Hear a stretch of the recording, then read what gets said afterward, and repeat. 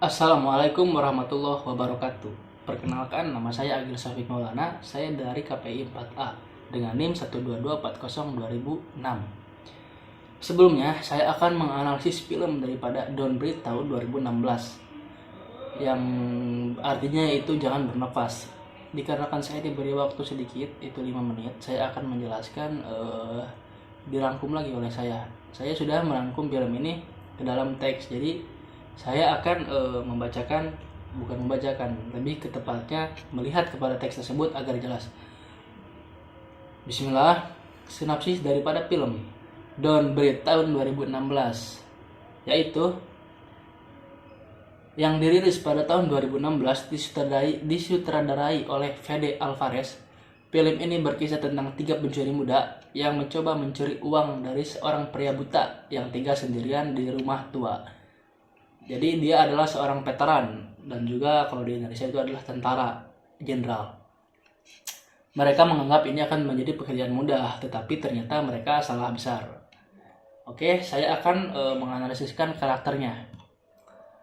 Rocky, yang pertama itu ada Rocky, yang kedua itu ada Alex, dan yang ketiga itu ada Moni, dan yang keempat itu adalah Dewa, yaitu The Blind Man. Itu adalah kakek-kakek tua yang mengerikan.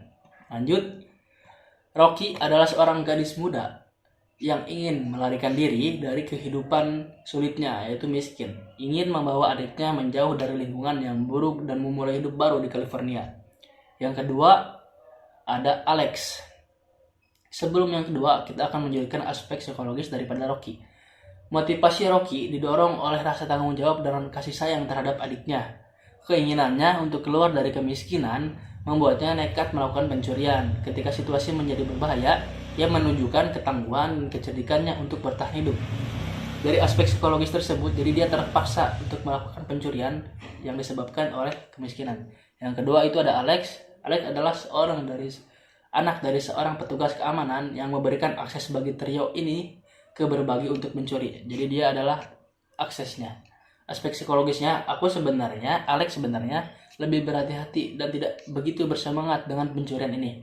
Ia tampaknya melakukan pencurian ini karena tekanan dari teman-temannya, mungkin karena perasaan suka terhadap Rocky. Ketika situasi semakin berbahaya, ia lebih protektif dan menunjukkan keberanian yang lebih besar. Kemudian ada yang ketiga, Moni.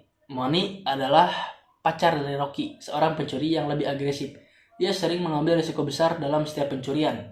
Aspek psikologisnya, Moni digambarkan sebagai karakter yang lebih nekat dan kurang mempertimbangkan konsekuensi tindakannya. Jadi lebih ke ceroboh, lebih ke egois dan mementingkan diri sendiri. Ambisinya untuk mendapatkan uang dengan cepat seringkali membuatnya bertindak sembrono yang akhirnya menyebabkan kehancurannya bagi diri sendiri.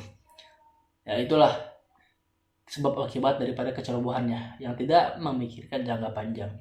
Kemudian ada dewa kita, yaitu The Blind Man, seorang kakek-kakek tua. The Blind Man adalah seorang veteran perang yang tinggal sendirian setelah kehilangan putrinya dalam kecelakaan lalu lintas.